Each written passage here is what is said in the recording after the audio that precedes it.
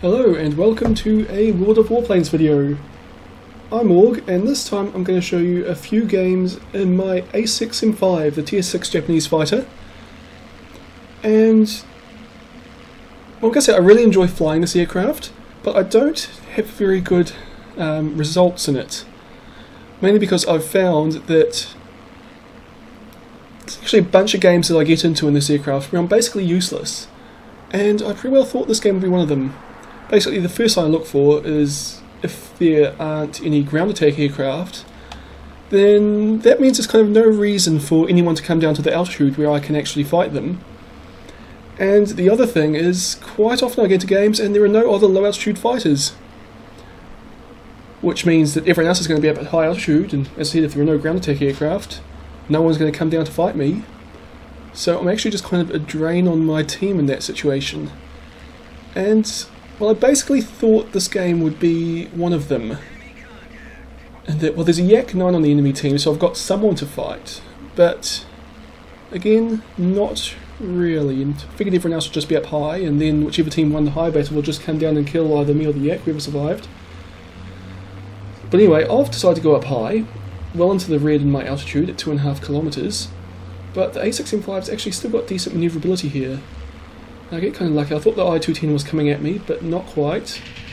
Avoids my shots, but I managed to get round onto its tail with no difficulties, even though I'm well above my optimum altitude. Put a few shots in, but I'm having some trouble getting the nose of the aircraft pointing where I want it.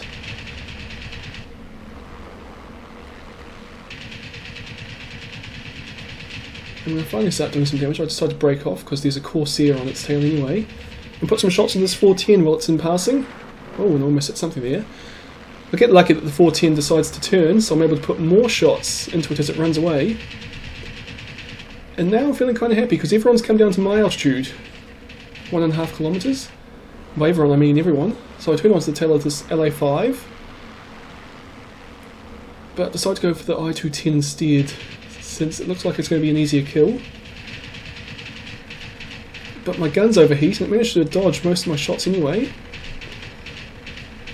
I've almost got the kill there. Something's shooting at me, but not very well, so I kind of ignore it a bit. Oh no, here I can't. I have to start dodging. Luckily I've got an automatic fire extinguisher which puts the fire out.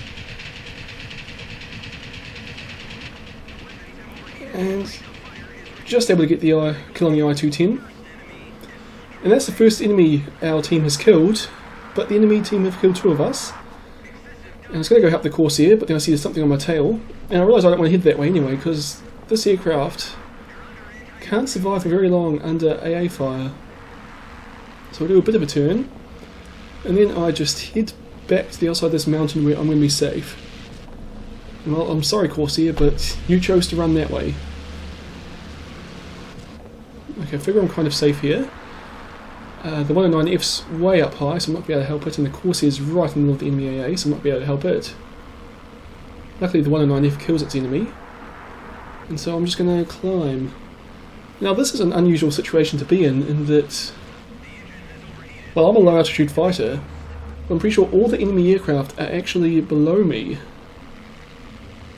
Which means that I'm actually going to have to roll to play in this battle.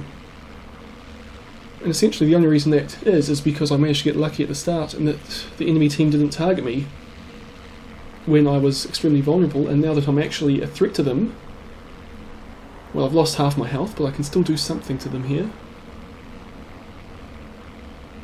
Problem is, the enemy are winning on supremacy, so if they choose not to fight us, well, they'll win. Luckily, they choose to come fight us. I see the Mustang's coming up at me, so I just kind of evade. I should dodge most of its shots. And there's something else shooting at me, but I stick with the P-51 because I look on the radar and see the other 2 are quite a distance below me, so they're not that big a threat. I kind of screw up right here, and I break off the Mustang, go for the LA5 because I thought it would be an easy kill. But I was mistaken. I couldn't quite get my nose around to put shots into it, and then I overshoot.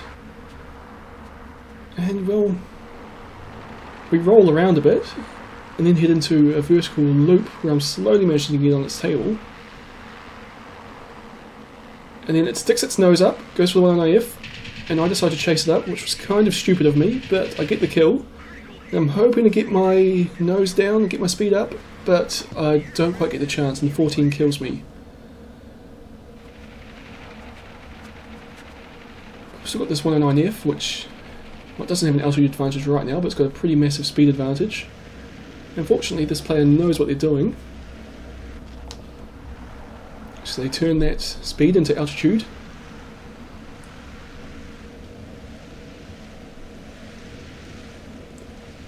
And the P-51 keeps chasing them up, which works out well for us because that P-51 is stalling right about now, I think.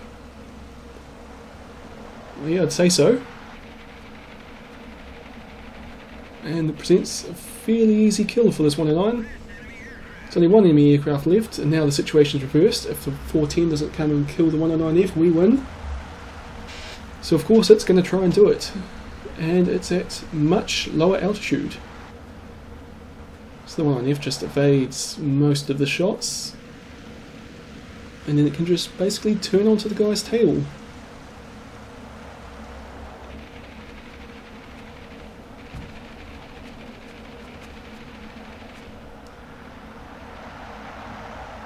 And well, it could have just stuck there, I think, but the guy probably just didn't want to overshoot, so he goes into a bit of a lag roll here to get a bit more separation. Which is the conservative thing to do, and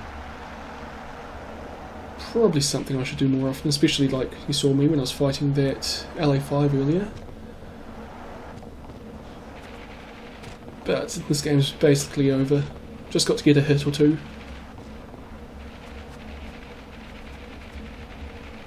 There we go. So that was a nice easy win, and unlike what I was expecting, I actually contributed to that, and that I killed 2 enemy aircraft and got second in my team in both damage and experience. Only 5% accuracy though, and that's what I often find in this aircraft. I get quite low accuracy because I tend to shoot at, especially heavy fighters or fighters that I shoot at in passing at quite long ranges. Now with this game, you'll see it's kind of similar in that there are also no attack aircraft, but it's a bit better in that there are going to be 2 A6M5s for me to fight. Which also means I'm pretty confident in my team winning the high altitude fight because they'll be fighting 4 on 3. Or at least I was until I look down and see that both of our heavy fighters are actually below me. Which, well, made me think that this game wouldn't be quite as simple as I thought at first. But well, I've climbed to 2,500 metres again. Like I say, there's no ground attack aircraft, so it's going to be a fight at quite high altitudes. But luckily the enemy P-38 is also at fairly low altitude, and it's all by itself as well. So the 410 and 38J on our team going down low didn't actually have that much negative repercussions here. I was thinking of diving on 38J, but it seems like a waste, and then I see the A6M5 on the enemy team down low, and so I fly kind of over it, do a bit of a split S, and come onto its tail. My first burst basically misses, but I've been using the flaps, so I'm not going to overshoot this guy. I come around, and this second burst does a lot of damage, and I get my first kill. It's 38J at long range. Like I said, I do that a fair bit, but I do a bit of damage to it. And, well, my whole team's chasing that 38J, so I was thinking of going around and fighting the other enemies, but then I realised my whole team's chasing the 38J, and I don't want to be by myself on this aircraft. Got a bit unlucky there that enemies started shooting at me when I was looking around for it, so I couldn't evade immediately. But then I get lucky and then it turns quite soon after shooting at me, so I'm able to put a long burst into it and do, well, 50 odd damage. It's not a lot, but it's better than nothing. Here's another downside of the A6M5. It's actually really slow, and when everyone's running away from me, there's nothing I can do about it, especially when I'm having to climb at the same time. But those 2 aircraft are the only ones left on the enemy team, and I can see that the Focke-Wulf's coming at me, so I start evading. And first I miss most of its shots, but then I straighten out a bit. Because I thought it was about to stop shooting at me, and I take a lot of damage. An enemy A6M5 is also shooting at me, but I evade basically all of those shots as well. And then I'm able to come around, not quite on its tail, but it's in a situation now that the second that Zero tries to straighten out, I'm going to be on its tail and I'm going to be able to kill it in about half a second. And luckily, there it goes. Okay, that was nearer to 2 seconds, but still, I get the kill. and that Focke-Wulf dies quite easily. So again, I actually managed to have a role in that battle, despite the fact that there weren't any real low-altitude fighters. It wasn't supposed to be a low-altitude fight. But in that situation, it was because, well, no one went high. Which is very unusual, especially since they're all in high-altitude fighters, but... well, what do you know? Sometimes you just get lucky. In this last game, it's also from today. Did I mention that the last game was from today as well? And this time, finally kind of got, well, an ideal matchup for the Zero, in that every aircraft on the enemy team is a low-altitude fighter, two Zeros, a Yak-1M and a Yak-9, and of course a ground attack aircraft, which means this fight's going to happen at probably below 2,000 meters, where I'm going to be very happy in this aircraft. And of course my team is all high altitude. They're not, well, effectively in this match they're all going to be energy fighters, but the I-210 is not a very good energy fighter, but anything else can still outturn it. Which means that my job in this dogfight is basically going to be to dive into the enemy aircraft and just try and keep them all pinned down for my team to come slashing in and kill them.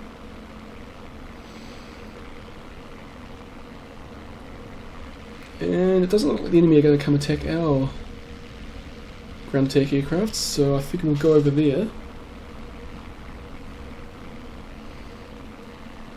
I go over there I mean over to their ground attack aircraft. Again, I'm staying up fairly high, 2,000 meters, because I still want to be above everyone when I spot them. Like, even though this is a turn fighter, well, it's great as a turn fighter, energy fighting is still the safer option, in that you have the opportunity to escape if you feel the need to. Here we see a Zero and a Yak-1M. The Zero's diving down, but the Yak-1M's climbing. So the Yak-1M's a threat, and I screw up here. I was turning up it, hoping I'd get it to stall out, otherwise lose its energy. I'm not sure why, but I started to turn left, then I changed my mind to turn right. But left was the better option because it would have caused it to go into a steeper climb and, you know, stall out. Whereas right just let it slot onto my tail. Of course I can outturn it, so I managed to get round on it pretty quick and put some decent shots in, but there were shots coming in behind, and they're actually friendly shots, but I didn't realise it at the time. So I break off, come back round, and in here I decide to go head on with the Yak-1M. I'm not really sure what I was thinking because that was kind of stupid, but I figured I could kill it before it killed me, so I just did it. And again, I put a lot of shots into the A6M5 there, and I'm coming back around. Again, put some shots in, and something's shooting at me, so I start evading a bit, but I'm trying to figure out what's shooting at me, and it's the Yak-9 that's, well, it was about 1,000 meters away when it started shooting. Get an assist on that Zero. And I managed to dodge basically all the shots from the Yak-9. And then I come around and it's going to be a nice easy kill here. So that's 2 kills and an assist. And that wasn't particularly good play. Now against the Yak-1M I didn't play very well, I cocked up twice. But you see, when I was fighting the A6M5, I was actually fighting more as an energy fighter in that I didn't try and stick on its tail, but I was going past it, doing kind of shallow yo-yos and then coming back for another pass. Because I could see it was going a lot slower than me and generally had a lot less energy, so I was going to have to lose energy to fight it, and like I say, energy's what you use to escape. Anyway, I see the IL-2, and I was actually trying to avoid it at this point, but I figure I'm attacking from the front quarter here. Its tail gunner won't do too much damage to me, and its tail gunner could kill me really quickly here. So I put in a bit of sneaky damage and then dive away to get out of its cone of fire of the tail gunner, and that was my contribution to killing the IL-2. Now we're going after the A6M5, and I was hoping it would go after the 109F, but of course it doesn't because I've got a big long smoke stream behind me.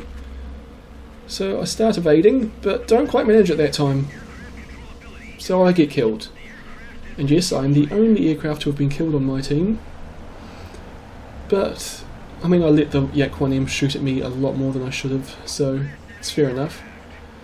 Anyway, the A6M5 on the enemy team dies really quickly. I decide to go head on with the Focke-Wulf 190, which you're going to die very quickly doing that. And it's just this IL-2T left. And if you can't tell, it's not going to last particularly long either against 3 fighters in a ground attack aircraft.